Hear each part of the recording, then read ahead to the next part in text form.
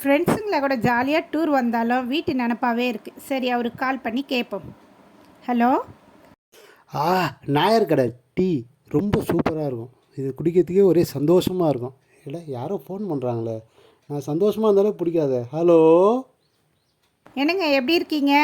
சாப்பிட்டீங்களா? என்ன பண்ணுறீங்க? பசங்க எப்படி இருக்காங்க? என்ன சாப்பிட்டீங்க? சரி, நம்ம பூனைக்குட்டி இப்போ எப்படி இருக்குது?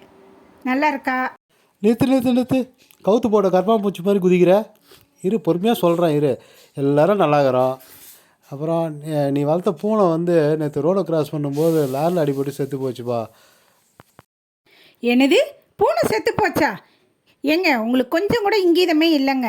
பூனை கூரை மேலே இருக்குன்னு ஏதாவது ஒரு பொய் சொல்லியிருக்கலாம். இல்லை, நான் வந்த பிறகு மெதுவாக இந்த விஷயத்த சொல்லியிருக்கலாம். நான் டூருக்கு வந்த மூடே ஸ்பாயில் ஆகிப்போச்சு.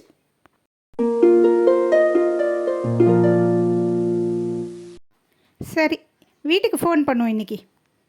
அடா இவளா ஊருக்கு போய் நம்மளை நிம்மதியாகவே இருக்க விட மாட்டாளே. ஹாய் டியர், நீங்கள் பசங்களாம் எப்படி இருக்கீங்க? நாங்கள் எல்லாம் நல்லா இருக்கிறோம். நீ எப்படி இருக்கிற? நான் நல்லா இருக்கேங்க. டூரை நல்லா ஜாலியாக என்ஜாய் பண்ணுறேன்.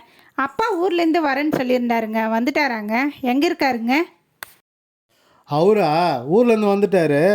ஆனால் கூரை மேலே உட்காந்துங்கிறாரு. என்னது? கூரை மேலே உட்காந்துங்கிறாரா? அப்பா!